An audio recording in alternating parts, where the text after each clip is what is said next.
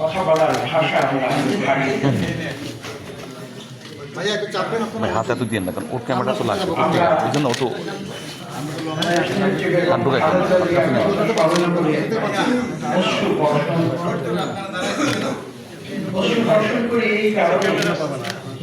আমরা জানি না বাংলাদেশের ইতিহাস, বাংলাদেশের গণতন্ত্রের ইতিহাসে এবং খালেদা জিয়ার মতো নেতৃত্ব আবার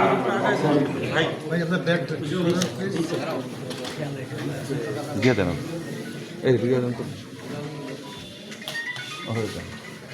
আজকে এখানে উপস্থিত আছেন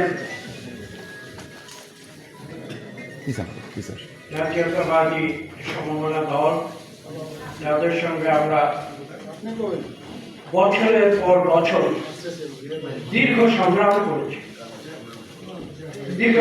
করেছি। কি কারণে? বাংলাদেশের গণতন্ত্র ফিরিয়ে আনার জন্য, যে গণতন্ত্রের জন্য বাংলাদেশ সৃষ্টি হয়েছিল। 1971 সালে আমরা বলেছিলাম, কি বলেছিলাম, আমরা উপলব্ধি করেছিলাম, আমরা কি উপলব্ধি করেছিলাম? আমরা যুদ্ধ করেছিলাম, আমরা কেন যুদ্ধ করেছিলাম? আমরা বুঝতে পেরেছিলাম যে পাকিস্তানের অবকাঠামোর ভেতরে গণতন্ত্র সম্ভব নয়। পাকিস্তানের অবকাঠামোর ভেতরে অপনীতি উদ্দেশ্য যে সম্বন্ধে আমরা উপলব্ধি করেছিলাম, সেখানে ধনী দরিদ্রের বৈষম্য দূর করে অর্থনৈতিক সাম্য প্রতিষ্ঠা সম্ভব। এবং আমি আজকে নতুন করে বলতে চাই, এই দুটি উদ্দেশ্যে বাংলাদেশের লক্ষ লক্ষ মানুষ মুক্তিযুদ্ধে ঝাঁপিয়ে পড়েছিল। একটি স্বাধীন দেশ পৃথিবীর মানচিত্রে প্রতিষ্ঠা করা, এবং আমরা সফলভাবে তা করেছি। আপনারা দেখুন, আজকে এখানে যে আপনাদের সমমনা দলের যে নেতা, তার নামের আগে লেখা আছে বীর মুক্তিযোদ্ধা।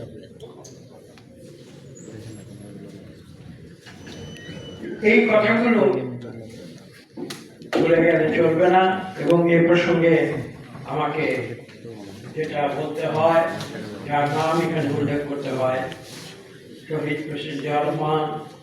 তিনি স্বাধীনতার ঘোষণা দিয়েছিলেন, শুধু ঘোষণা দিয়ে ক্ষান্ত হননি, সম্মুখ সমরে যুদ্ধ করেছিলেন, সেক্টর কমান্ডার, যুদ্ধে জয়লাভ করেছিলেন, বিজয়ের বেশে ফিরে এসেছিলেন। বাংলাদেশের মানুষ ভালোবেসে মুক্তিযুদ্ধের সর্বোচ্চ খেতাব বীর উত্তম তাকে উপাধি দিয়েছিল। কিন্তু কথা এখানে শেষ নয়, এই সঙ্গে যে কথাটি আমাকে যোগ করতে হয়, সেই কঠিন সময় দুটি শিশু সন্তান, যিনি শহীদ প্রেসিডেন্ট জিয়াউর রহমানের মুক্তিযুদ্ধের প্রেরণাকে শক্তি জুগিয়েছিল, তার নাম বেগম খালেদা জিয়া। তিনি কিন্তু তখন নিজের নিরাপত্তার পরোয়া করেননি, তার দুটি শিশুপুত্রের নিরাপত্তার পরোয়া। এবং আপনারা জানেন যে পরবর্তীতে তিনি চট্টগ্রাম থেকে ঢাকায় আসেন, এবং তিনি মুক্তিযুদ্ধের প্রেরণা হিসাবে তিনি কাজ করে দিয়েছেন।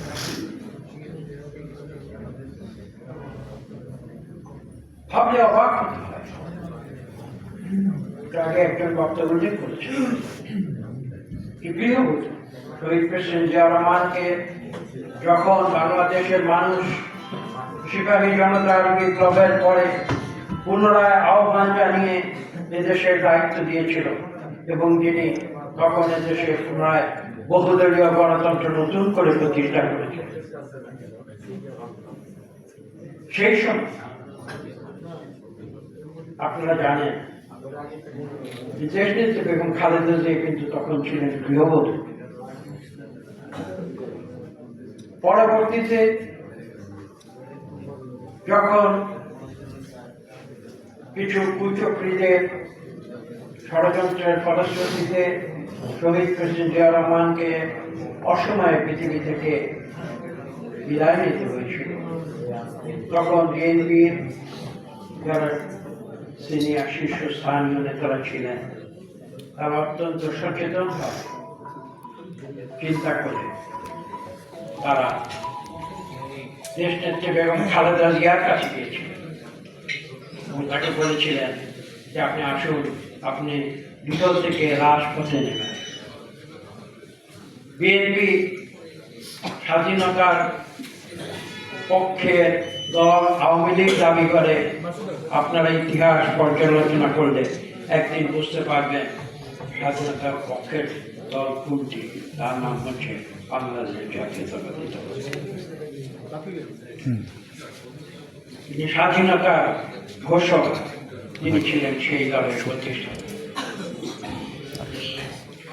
এবং সেদিন বিএনপির সিনিয়র নেতা দেশনেত্রী বেগম খালেদা জিয়াকে অনুনয় করে বলেছিলেন যে এই দল থেকে আমাদের প্রতিষ্ঠাতা জিয়া রহমান বিদায় নিয়েছেন, কিন্তু আমরা তো থেমে থাকতে পারি না।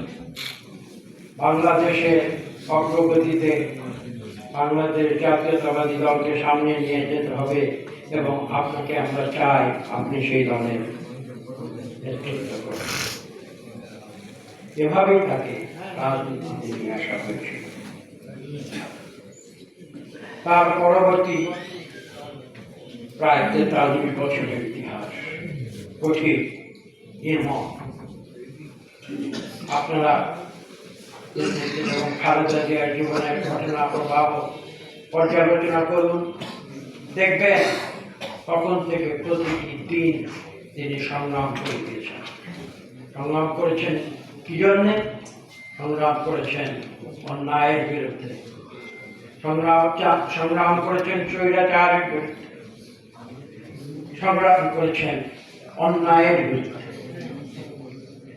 এবং নিজের জীবনের প্রতিটি মুহূর্ত, নিজের জীবনের প্রতিটি রক্তবিন্দু দিয়ে তিনি দাঁড়িয়েছেন ঋজু, কখনো মাথা নত করেন অন্যায়ের কাছে, কখনো মাথা নত করেননি নির্যাতনের কাছে, কখনো মাথা নত করেননি স্বৈরাচারের কাছে। তিনি জানতেন এই কাজগুলো করে তার নিজের জীবনকে তিনি বিপন্ন